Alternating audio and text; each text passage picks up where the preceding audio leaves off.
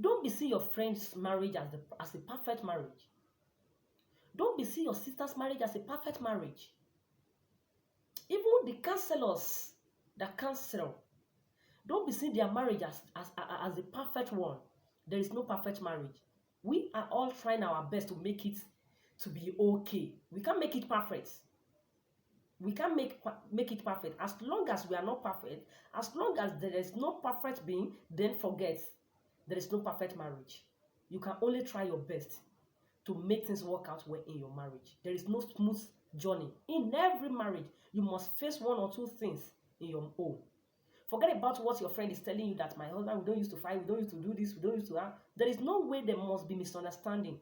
Depends on how capable and how mature you are to handle it properly without allowing third party to intervene. But for someone to be telling you, for your sister to be telling you, or for one counselor to be telling you that there is perfect marriage, it's a lie, my sister. It's a lie, my brother. There is no perfect marriage.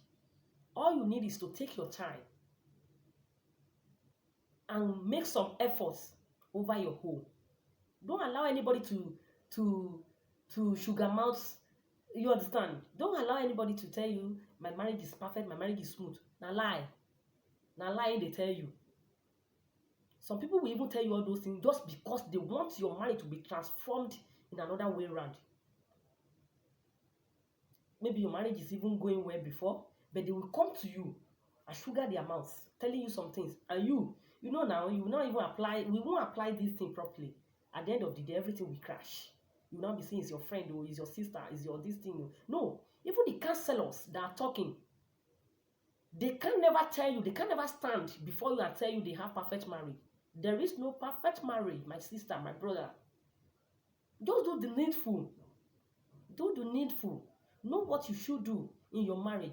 Know what you shouldn't do in your marriage. Then, if there is anyone that is so tedious for you to handle, tell God. Tell him. He hears. He is our problem solver. He will solve everything for us. So don't allow anybody to tell you, this is how my marriage has been for the past 20 years. I have never for one day have issue with my husband. Sit down there. They won't tell you. They will only tell you the positive parts, but the negative the part will not be addressed. That is human being for you. That is social media for you. We only celebrate our success. We won't celebrate the failure. No. So please, women especially, the way we react to things is different from the way men react to things in our married life. Don't allow any friend, don't allow any sister, don't allow any counselor to tell you there is a perfect marriage. There is no perfect marriage. If you want peace in your marriage, if you want joy over your marriage, you're going to be the one to work over it, to make it beautiful, to make it lovely.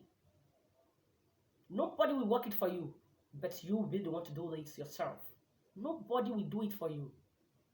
You create time for yourself, you pray, then do what marriage requires.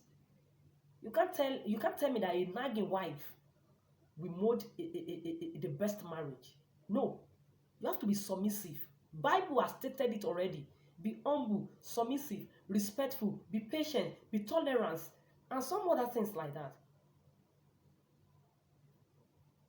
The major thing, the major factor that can be used in a marriage to give you a smooth marriage, nothing like that, understanding. Understand your husband, understand your wife. If two of you understand each other, then the problem will be limits. How many times do we even have to even study ourselves? You won't understand this person. You won't try to know who he is. We just walk into the marriage. At the end of the day, we will now be complaining. Let us stop complaining. Let us do the needful. I beseech every one of us. Thank you for having me this time around. Thank you.